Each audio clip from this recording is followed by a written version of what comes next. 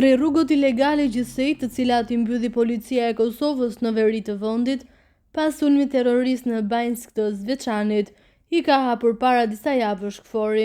Rrugët janë dytësore, por edhe vështirë të kalueshme. Lëvizjet e qytetarëve nuk vërehen, e shtëpitë janë të pakta.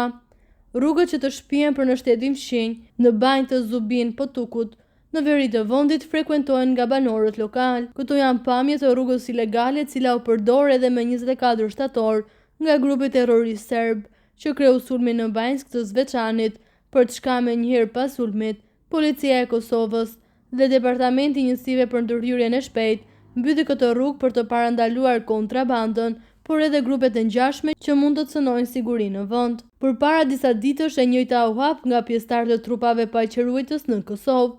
Siç kanë mësuar këtë rrugë, tashmë mund ta përdorin shumë lehtë kontrabanduesit, por edhe grupet që mund të cënojnë sigurinë e vendit. Përveç këtij lokacioni, ngjashëm ka vepruar KFOR-i edhe në 2 lokacione të tjera, duke i mbyllur llogaret e hapura nga policia e Kosovës. Kjo ka ndodhur në këtë lokacion në Banjë, në afërsi të Brnjakut, dhe ajo në fshatin Qirkoviq në Jarinjë.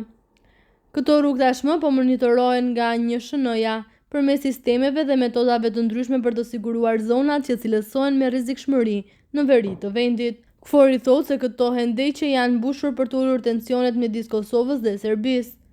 Për të shmangur çdo rrezik tensioni dhe keqkuptimi, përgjatë ABL-s KFOR kishte informuar gjithë palët, duke përfshirë organizatorët e Kosovës dhe forcat e armatosura të Serbisë, mori përsipër të mbush ato llogore në mandatin e tij afatgjatë, bazuar në rezolutën e sigurisë 1244 të OKB-s të vitit 1999, marrëveshjen ushtarake teknike, dhe KFOR-i është autoriteti përfundimtar përgjegjës për integritetin dhe kontrollin e ABL-s, thuhet nga KFOR-i. Sipas të dhënave të policisë së Kosovës, në veri të vendit pas sulmit të Banjskës së Zvečanit, janë mbyllur mbi 25 rrugë ilegale që janë shfrytëzuar nga kontrabandues të ardhur nga Serbia.